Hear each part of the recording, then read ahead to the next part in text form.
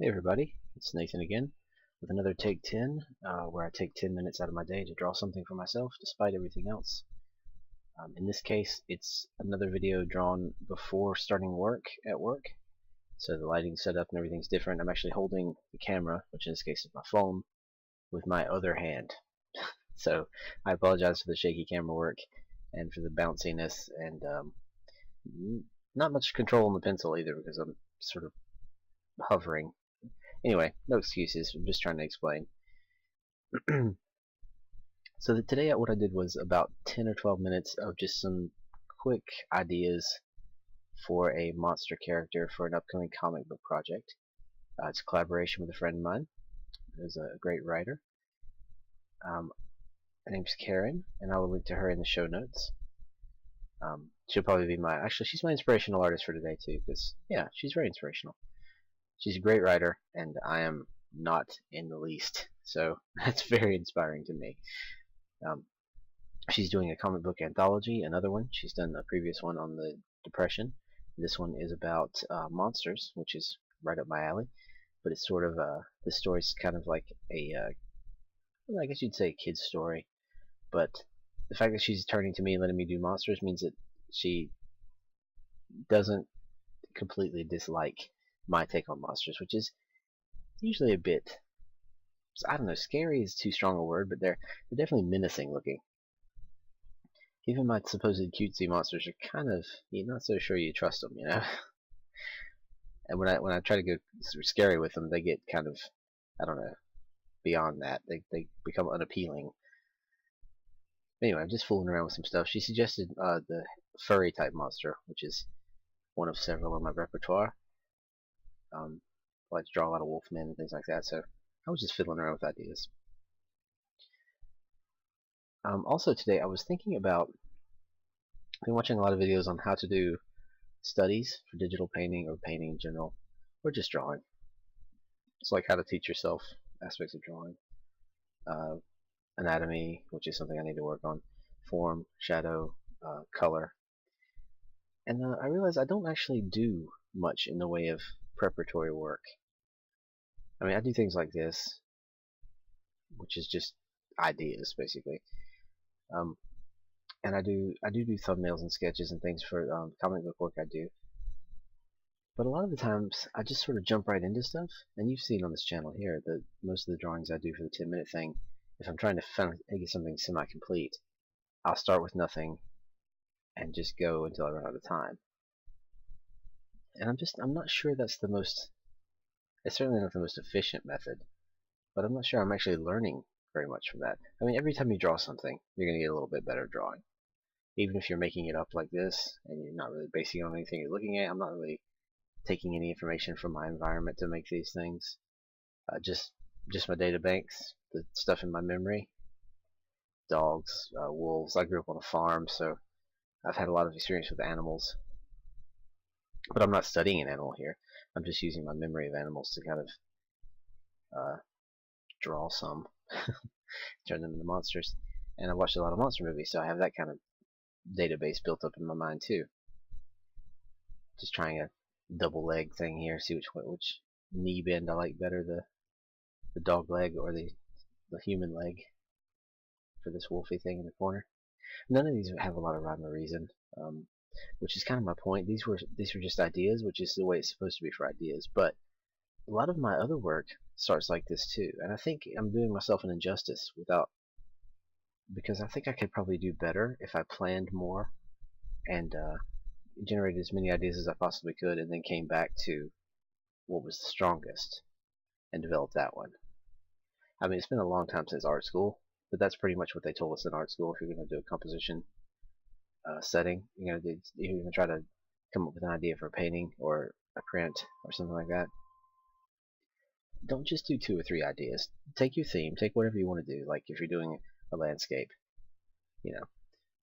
They didn't mention reference, which is kind of weird for art school, but so you would take your idea, and you should do, as many as you can until you start repeating yourself.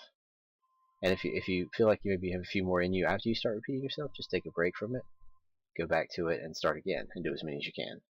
And eventually you'll get to the point where you see what you like about certain ones, and generally that'll be the stuff that you're repeating. So you use that, bring that into the final, and you might take 2 or 3 more iterations of that particular drawing to get the thing you want. And this is the way that all my illustration heroes work, and all the fantasy illustrators that I want to be like work. I mean, before the reference, before layout, or before prepping your canvas or any of that other stuff, they decide their composition based on a selection, a combination of iterative passes, trying things over and over again, and just reference stuff. I mean, just a personal reference, not photographic reference or anything, just things from their mind. Because I like imaginative art best, I think. Purely representational stuff is great, and it's very impressive, the skill level that it has. But as far as informational goes, as far as communicative goes, yeah, to me you just can't beat imaginative realism. If something looks real enough that you could believe it's real, and when you know, your mind knows that it's not real, like James Gurney, his dinosaurs, obviously they don't exist. He didn't bring dinosaurs into a studio and paint them, but they look like you would imagine real dinosaurs would look. Things like that. You take the real world and you make it into something fantastic. You bring it into something fantastic. But I think part of the reason his stuff works so well is because he has a lot of very solid classical style composition, and I need to do that. I think I really need to do that. Here I was doing a dotted line to show the shape of the hand inside the fur sleeve of this character. These are all kind of like big hunchback furry type creatures, except for some of the wolfman types. They're kind of scrawny. I was just trying to do like, well, here's a big heavy one, a big fat one. Let's try one that's small one, like Wile E. Coyote-ish, kind of emaciated. In the story that I'm doing this for, the monster has to appear at times scary and sinister, and then also not pathetic, but appealing and sympathetic. So it had to be something. It had to be a versatile kind of look.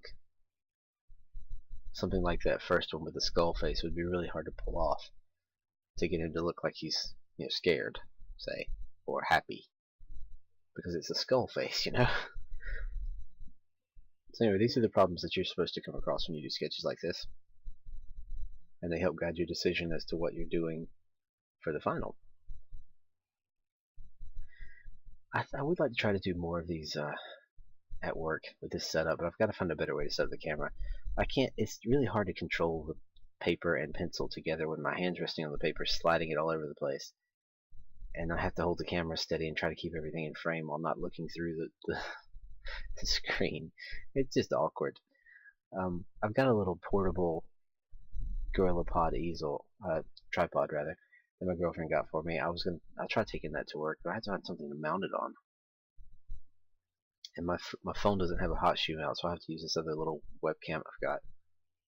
These are all fun technical problems to have. The projection technician in me is enjoying this kind of thing, so that's cool. It's good to have fun. And I found that today it made me feel a little more relaxed going into my workday, knowing that I'd accomplished something already, drawing-wise. And normally, if I had a real job, I had a normal human schedule. I do have a real job, where you would, you'd have a reasonable time to get up, and you would have some time before you went to work to do whatever, breakfast or check the news or all that stuff. Then I would probably just get up a little bit early, like everyone else mentions on the web, and just draw during the morning before I went to work, and I'd still get that same kind of confidence and, I don't know, just a more relaxed mindset that I don't have to worry about. I've got to go home and do this now. But as it is, I barely have enough time to get out the door in the morning. If I want to get any kind of sleep at night, I have to basically get out the door as soon as I get up and get ready and leave, just to get to work in time. But I find that if I catch a slightly different schedule of bus and train, I can get to work early enough to pull something like this off before I have to start anything official for work. And then I still get the benefit of the a little more relaxed mindset, not having to worry too much about anything.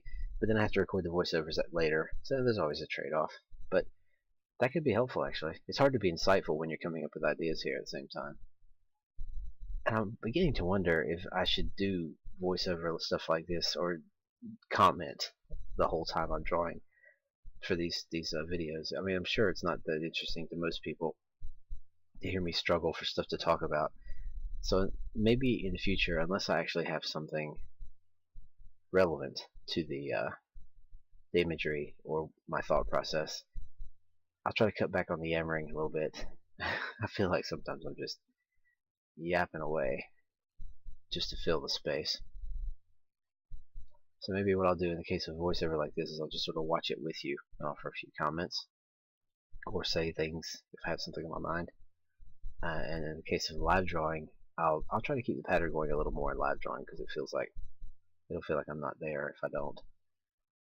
But so what was I saying? Karen's a great author. I can't wait to work on the project with her. Since I get a few more things off my plate, it'll be really fun to get into that. Please do check out her stuff. Her writing is great. She's produced a number of small comic projects and that larger anthology as well. Good stuff. Really good stuff. She's also tabled with me at most of the comic book conventions I've been to, and she's just a great person too. She's got really cute kids. Great family. So there's that. And the other point I was trying to make to myself here is that I need to do more deliberate planning for the artwork. I mean, fiddling around like this is great, and I do learn a lot of things this way. Like this bird character here, his clawfoot thing. I think that might be the most successful part of this whole sketching process. But not because I can always draw. I draw bird feet all the time. But the pose of it, what came out better than I would normally do. I just like the way it looks. So, you know. Anyway, that's enough rambling for today. Thanks everybody for watching. Keep making stuff. See you tomorrow.